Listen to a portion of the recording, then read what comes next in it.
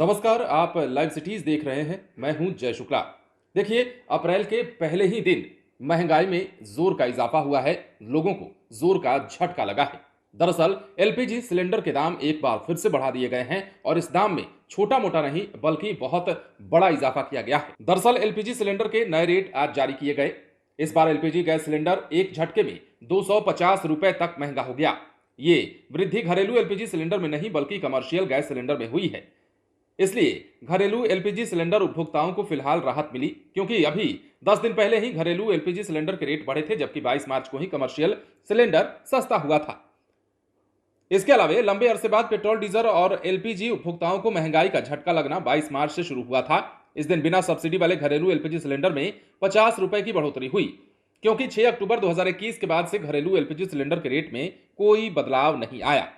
आज यानी कि नए वित्तीय वर्ष के पहले दिन भी घरेलू एलपीजी सिलेंडर दिल्ली में 949 रुपए 50 पैसे मिल रहा है, तो कोलकाता में 976 रुपए, मुंबई में 949 रुपए 50 पैसे, तो वहीं चेन्नई में भी इसका रेट 965 रुपए 50 पैसे हो रहा है। यानी कि इतने में ये रिफिल हो रहा है। 19 किलो वाला एलपीजी सिलेंडर 1 मार्च को दिल्ली में 2012 रुपए रिफिल हो रहा था। 22 मार्च को घटकर 2003 रुपए पर आ गया। लेकिन दिल्ली में भी अब आज से इसे रिफिल करवाने के लिए 2253 रुपए खर्च करने होंगे। यानी कि मतलब कमर्शियल जो एलपीजी सिलेंडर है उसके दाम में अचानक से इतनी वृद्धि कर दी गई है कि अब ये वृद्धि जो है लोगों को बोझ जरूर लगेगा, क्योंकि छोटी मोटी रकम नहीं, एकाएक 250 रुपए का इजाफा कर दिया गया है। अब हम आपको कुछ शहरों के रेट भी बताते हैं कि कहां पर फिलहाल क्या रेट चल रहा है। देखिए, 1 अप्रैल यानी कि आज की तारीख में अगर बात करें तो दिल्ली में आपको कमर्शियल एलपीजी सिलेंडर के लिए 2253 रुपए देने होंगे। कोलकाता में 2351 रुपए देने होंगे। मुंबई में अगर आप रहते हैं तो आपको 2205 रुपए देने होंगे। इसके अलावा चेन्नई में 2406 रुपए देने होंगे। 22 मार्च को दिल्ली में जो रेट था वो भी एक बार आपको बता दें, 2003 था रेट कमर्शियल एलपीजी सिलेंडर का। इसके अलावा कोलकाता में 2087 था, मुंबई में 1954.5 था और चेन्नई में 2137.5 था।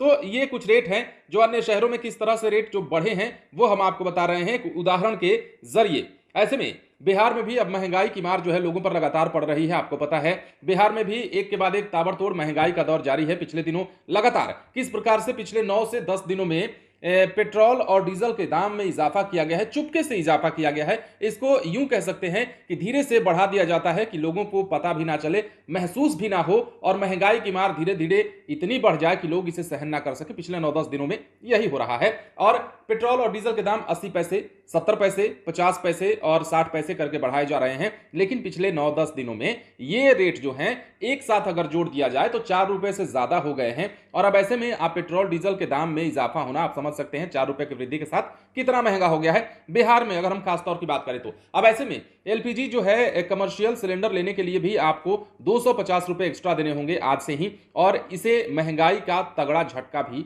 माना जा रहा है। आप बन रहे लाइव सिटीज के साथ। यदि आपने इस चैनल को सब्सक्राइब नहीं किया है तो सब्सक्राइब कर लीजिए, ताकि हम आपको खबरों से अपडेट रख सकें। धन्यवाद।